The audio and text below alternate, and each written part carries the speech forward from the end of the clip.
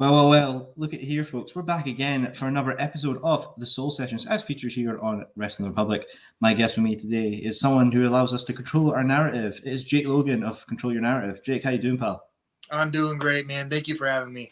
No worries. It's a pleasure to have you on here. So, for our fans who are not introduced to yourself, give us the rundown of how you got into the world of professional wrestling. Yeah, so man, this is a story. I took my first bump at 8 years old. My dad started owning his own promotion around that time. He started running Top of Texas Pro Wrestling in Amarillo, Texas. So I've been around the business for 22 years. My dad runs weekly every Saturday night. And I started I had my very first match on my 17th birthday 12 years ago. Oh, wow. So, yeah. You've been in this for the long game, haven't you, pal? Jesus. It's my life. Hey, it's a good life to have. So, I mean, growing up around the business at such a young age, and your father owning your own promotion, what was his thoughts about you going into the business? Was that something that he always wanted you to do, or was it just a surprise for him? So when he owned his promotion at first, I loved being around it, of course. I was a kid and I got to see these actual wrestlers wrestle, I didn't just have to have my little action figures. But the moment I saw Chris Jericho versus Shawn Michaels at WrestleMania 19, I was like, okay, that's it. That's what I have to do for the rest of my life, And my dad was super, super supportive. We watched wrestling together all the time when I was a kid. And so he's the one that told me that I could have my first match on when I turned 17. And in the state of Texas, you can be tried as an adult at 17. So it was legal to start competing at that age. But yeah, he's always been super supportive of it. I feel like he would give one of his organs just to see me wrestle, Well, you've done very well for yourself, pal. So I'm sure your father's absolutely proud of what you've done for yourself in the business. And going further down the line as well, you've had multiple matches for multiple promotions. You've been featured as well on AEW as well, which you had a match against the Factory as well as the Varsity Blondes. So I just want to talk about your time against those two factions within AEW. So both were fairly quick matches, as our most dark elevation shows. But both times, man, it was really cool. It was a great experience. I have no complaints. The first time I got to team up with my buddy Ryzen, who was heavy. He was heavily featured on AEW. Ryzen since I was 12 years old, and getting to be able to compete with him, not against him for once, was a real pleasure. And then Brian Pillman Jr. who's a good friend of mine. It was a funny story because he messaged me on his way to the venue, and he's like, "Dude, I just found out that it's me and you tonight, me and Griff against you and somebody, and so I'm super excited. Let's kill it." He gets there, and he's told by a producer, "Hey, we need to." We're going to be boosting you and Griff towards the tag titles, so you only have a 4-minute match tonight. So Brian comes up to me and he's like, "Dude, I'm so sorry. Like, I really wanted to do a bunch of stuff with you out there. But I do want you to get the better of me at the very beginning. So let's hot shot start this and we'll go into it." I was like, "No worries, man. This is wrestling, Yeah. It is what it is. Didn't hurt me, I'm still here. I'm still doing the thing, Yeah, you're still doing what you love, mate. I mean, even if so, but it's nice to have Brian Pillman Jr. They're giving you a wee bit of support as well and having that good friendship between you as well. It's always nice to see in this business. Absolutely. Now, we've had multiple people on as well. Kid Bandit, who's been featured on AEW Dark as well as Alan Angels, who's a part of the main roster. Talk about the backstage environment. And we know right now the backstage environment's a bit on the icy edge, shall we say. But I just want to know about your parts being there as well. They've all said great things about it. Was the backstage environment very welcoming to you when you went for AEW? The environment was very, very welcoming. If you had a question for anybody, like anybody was willing to take the time out and just answer a question or just have a conversation, and you don't see that a lot whenever people are featured heavily on TV, you know, a lot of these guys seem to get a big head. But when, in my experience, when I was there, a lot of these people, they were super cool. I mean, they understood the work that you had to put in to get to that spot. So it seemed like they they welcomed you with open arms and they treated you as a part of the locker room. It's always great to see, you know, a nice welcoming environment to the new guys, and even guys who are just doing wee stuff as well, allowing people to feel more welcome there in such a big environment. It's always nice to see. And I also believe you've done some crowd stuff for WWE, like Raw Underground and NXT, if I'm correct. Yeah, I actually been working with WWE a lot lately.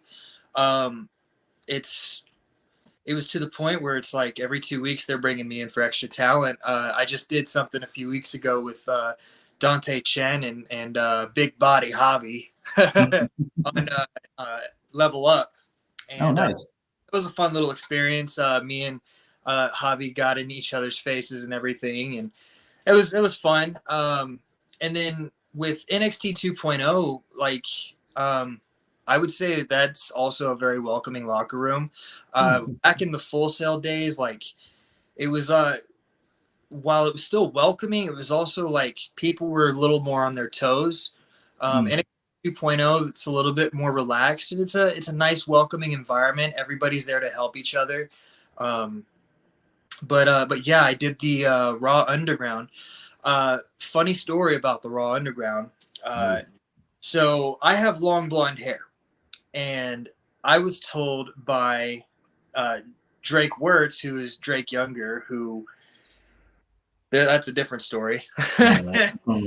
He's doing the head of extra talent at the time, and he sends me a text and he's like, "Hey, can you make it to Raw next week? We have a spot for you." And I was like, "Yeah, of course." And so he's like, "But we need you to cut your hair." Oh. And for like 3 days, I'm just freaking out and like stressing, man, like stressing. And so I'm sending him like different pictures of like hair that's long but like kind of short. And I'm like, "Is this okay? Is this okay?" And he's like, "Yeah, man, just go ahead and do what you think is best." So I got a trim, and the trim was probably down to the top of my neck, which was still looked a little awkward. But when I went and got the haircut, the guy didn't know what he was doing. Oh, I Jesus. never cut long hair before, so he just wet my hair down and then just cut all the way around it like a bowl cut. I Oh, livid, dude. Livid. I stood up in the chair. I was like, "I'm not paying you a damn dime," and I walked out. And I told him, like, "You don't know what you are doing, man." So I walked out. I had my wife help me out a little bit, who's another giant supporter of mine. So I did what I could with it. I slicked my hair back. I didn't tie it up because in the text it said no man buns, no ponytails. So I slicked my hair back. I went in. The first person I saw was Drake, and he's like, "Hey man, I'm glad you're here. Thanks for coming. I do got some bad news. The spot that we had for you got cut." oh, Jesus. And I think he realized the look on my face because, man, it was just like a heartbreaking moment because I had spent growing out my hair. And so he's like, "But don't worry, we got a big spot coming up for you on Raw Underground." I was like, "Okay." So I'm kind of salty the whole night. Like, but then again, I have to think this is wrestling. Anything can change. Anything can happen. Nothing's ever guaranteed, you know? So, uh, we get set up for Raw Underground, and then it's me, another guy, and two other guys that are supposed to attack the Hurt Business as they storm the ring and to set off the air. So Bobby, Shelton, and Cedric were all supposed to hit the ring, and then me and the other two guys, we were supposed to slide in, boom, boom, boom, and then get taken care of by them real quick. So we slide in the ring, or I mean, I'm sorry.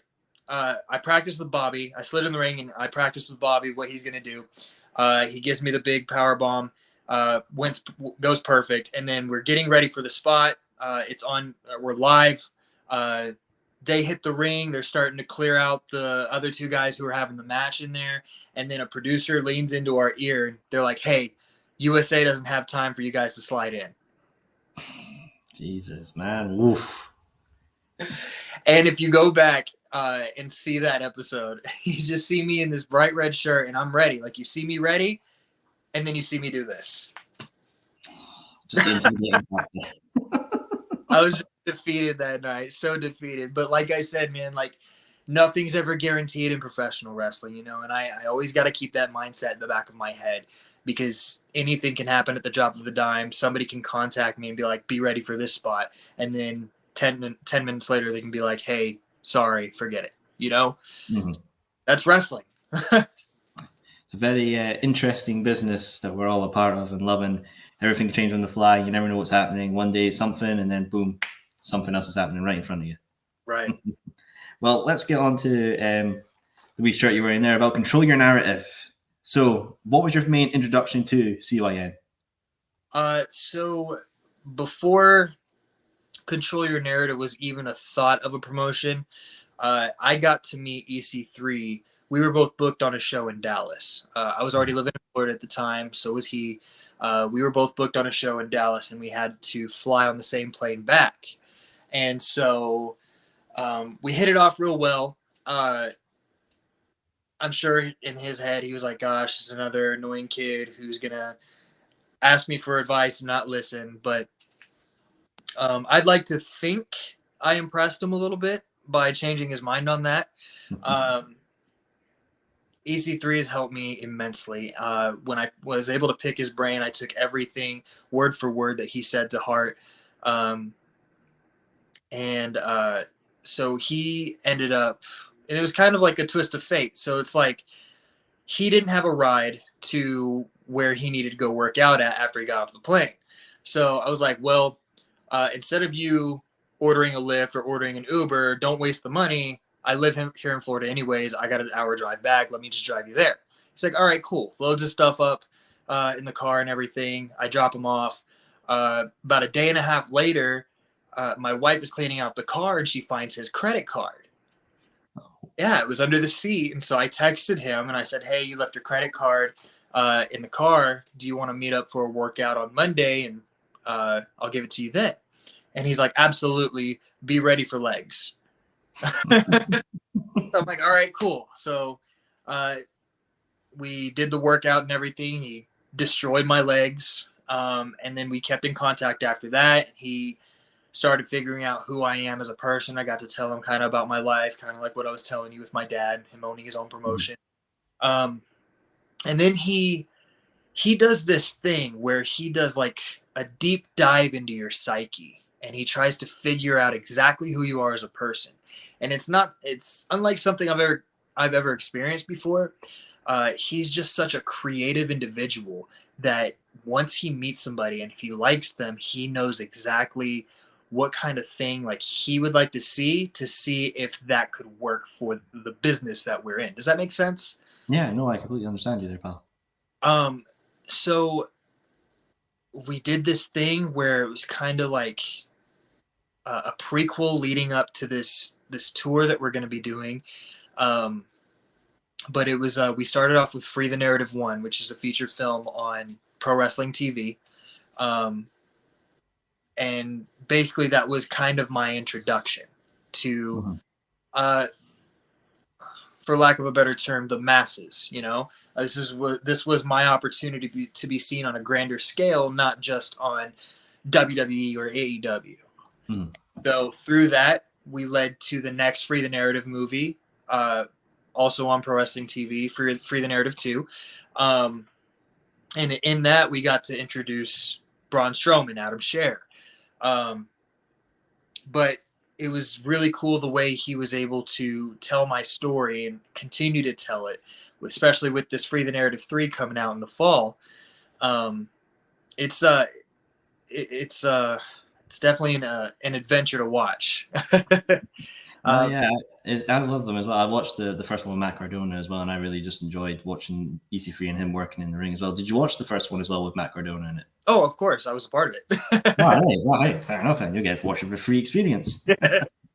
And we had Argus Artois on as well, who's also a part of the CYN, and he talked about how you helped bring him in. I just want to touch upon your point of view of that story as well. I love August. He's great. Probably besides EC3, one of the nicest assholes you'll ever meet, and I'm sorry for. Nah. But I August and I don't think we really liked each other at first when we first met each other. And, you know, like those kind of friendships, like always turn out to be some of the better ones, you know?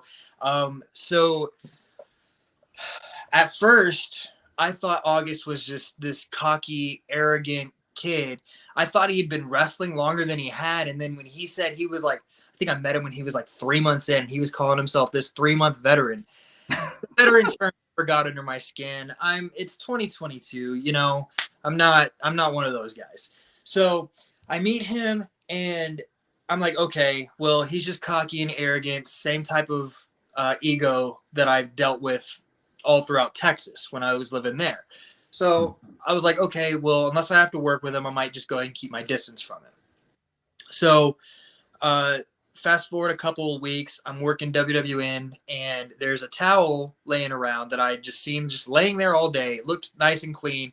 And after my match, I was like, I grabbed it. I was like, hey, is this anybody's towel? Nobody answered. So I'm just wiping down with it a little bit so I can change. August comes up to me. He's like, hey, that's my towel.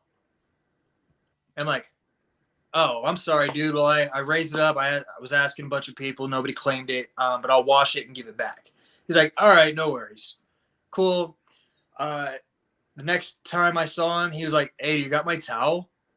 And it completely slipped my mind. And I was like, oh, dude, no, I'm so sorry. And that happened for probably the next 3 or 4 times that I saw him. Hey, towel, dude, I'm so sorry. I keep forgetting. And so August and I talked about this from his perspective. He thought I was ribbing him. And so he didn't like me over a towel. And so he's like, yeah, I thought you were ribbing me the whole time. Thought you just didn't want to give me my towel back. And I thought you were kind of this, you know, egotistical dickhead. And I was like, well, that's what I thought about you. Like, and so I did end up giving him his towel back, of course. But it's just funny how that whole setup was. And then I got to really figure out who August was as a person and find out that August Artswell is a completely different person than, you know, the alter ego. But I love August, and in my eyes right now, he can do no wrong. That's why I was able to bring him into the first show that we had in March for Control Your Narrative. I told him, show up. There's no guarantees that you can get anything, but just be there, help, and we can see about something.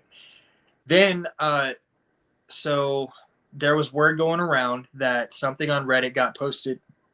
Something on Reddit got posted about Control Your Narrative, and Tony Khan ended up pulling off all of the Ring of Honor and AEW guys from the Control Your Narrative show the day before the show. Oh. And when EC3 texted me about it, I was like, oh crap. He's like, do you have people that can be there? Luckily, 2 guys from Texas flew out to be a part of this Georgia show, right? And so I knew them very well. And one of them was my best friend's, Tino Valentino. Okay.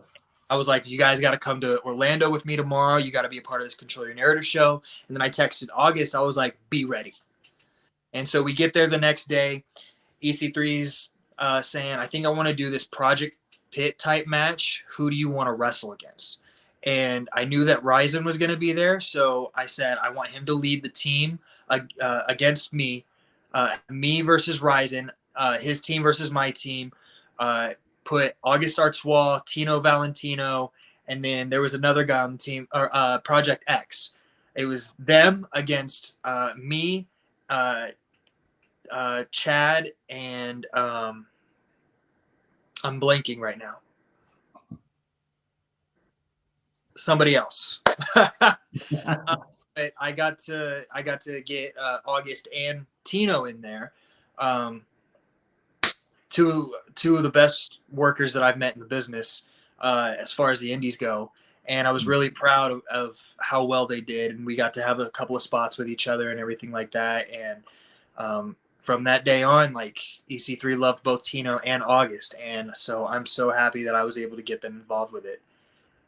Oh, yeah, it's great to see, used to having that new friendship over the ribbing of the towel to now doing the great stuff with Control Your Narrative. Absolutely. Yeah. And then later on, Control Your Narrative had a show down in Orlando in, I believe, early June, which you actually had a match against EC3. Now, you talked about this build up of, like being a teacher-student relationship now, and now actually having a match against them. How did that feel on your hand, going against EC3? Man, it was brutal.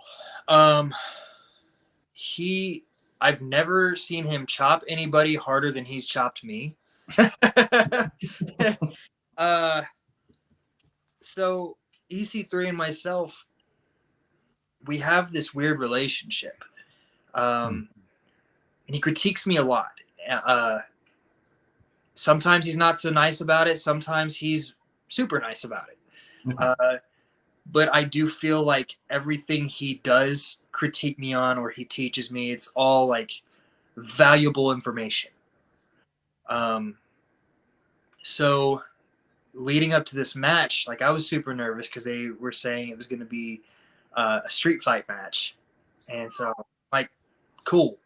So, and for a street fight match, we only had 2 chairs, but it still worked out really well. We did both land on our heads a bit.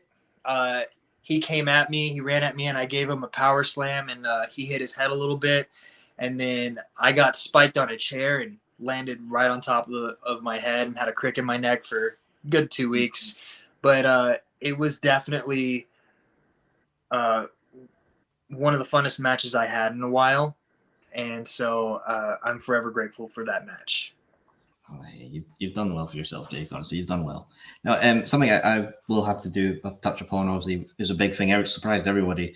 Adam Scherr, the Titan, obviously heading back to WWE now, being Braun Strowman again. Were you guys given any heads up about this sort of situation, or was it just basically a big shock? Because I know CYN did release a big statement, obviously wishing the best for his future career. I just want to know your opinion about it and what the environment of the CYN locker room was at the time. Supportive, 100% supportive, because like I said earlier, anything can happen in wrestling. Mm-hmm. And you are able to live a happy life and take care of you, take care of what you need to in life, whether it be just bills, family, whatever you need to take care of. And if you're doing that successfully, then that's great. You're controlling your narrative. And that's exactly what Adam Scherr did. Adam Scherr became the Titan in Control Your Narrative. But the story of Braun Strowman wasn't over. So he had to go back and tell that story. And so that's what he's doing now. And he has nothing but 100% support from the Control Your Narrative locker room. It doesn't hurt us. It elevates us. And we know that if we ever need anything from Adam, he's just a text away. That's absolutely grand to see. And obviously the fans had a lovely reaction to him coming back. So obviously, all the best to Adam. And I'm sure he's going to do great things within the WWE. Absolutely. Yeah. And now CYN's got this big tour coming up as well. I think they're having a lot of dates as well all over the US. I just want to know how you're going to prepare for this big, massive tour for CYN. I'm excited, man. I'm super excited. This is, I'm forever grateful for Control Your Narrative because it's helped me a lot. EC3 has helped me so much, man. Like, not only just my promo game, my in-ring work, like, even outside of the ring, just being more confident as a person. And he's also my nutritionist. I'm in the best shape I've ever been in. And so with Control Your Narrative, like I don't even work a regular job anymore. Like outside of this, wrestling's all I do, man. Now I get to focus on Jake Logan. I get to figure out what the necessary steps are for the evolution of Jake Logan. How I can further control my narrative, So this tour, man, it's really exciting to be able to go all over the nation and put smiles on people's faces. Great to hear, mate. Great to hear. Now, final one thing I want to wrap up is like you have a big opportunity coming up. You have a championship match coming up for the CCW World Heavyweight Championship. I don't know how you're going to be preparing for that. Obviously, hopefully, your challenger is still the challenger, but I just want to know how you're feeling about that. So I'll be going against Ariel Levy, and so before we started filming Free the Narrative 1, Ariel actually, in a Control Your Narrative short film, not short film, but like skit, Ariel got to go against EC3. And it started out as a seminar, and EC3 said, in order to control your narrative, you have to fight. And so Ariel got in the ring, and they did a match, and it was a phenomenal match. And so Ariel, he knows where I'm coming from. He knows control your narrative a little bit. He's been able to step into those ropes and figure it out. And so I'm really excited. I've worked on the same shows as Ariel in the past, and we finally get to lock horns on September 16th, and I'm really excited about it. We're going to see a real slobber knocker between you two. So, hey, can't wait to see that. And hopefully you win the championship as well, mate. You can bring that gold back to CYN. Third one. So, wrapping up here, just one final thing. For our viewers wanting to see CYN in person, how can they see CYN? Go to controlyournarrative.com. Tickets can be purchased at controlyournarrative.com/tour. You can also follow Control Your Narrative on Facebook, Instagram, Twitter. Literally just look up Control Your Narrative and you'll find it. As for me, you can find me on Instagram at JakeLogan_CYN. And then Facebook is facebook.com/I'm Jake Logan. If you add me on Twitter, it's I'm Jake Logan _. I don't really look at Twitter too much. I'm really awful with Twitter. But yeah, give me a follow. And then I've also got a store on prowrestlingtees.com/Jake Logan. We'll link that down as well for you, pal. Give you a wee bit of extra boost, and hopefully people can buy some of your merch as well. Thanks, man. No worries. Well, hey, Jake, it's been a pleasure having you on here, and it's been great cutting shit here, just talking about CYN and everything as well. Wishing you all the best, and just for our viewers as well, just remember to check out Wrestling the Public, all your wrestling needs and all that jazz. I've been your host, and remember, have a good one. Have a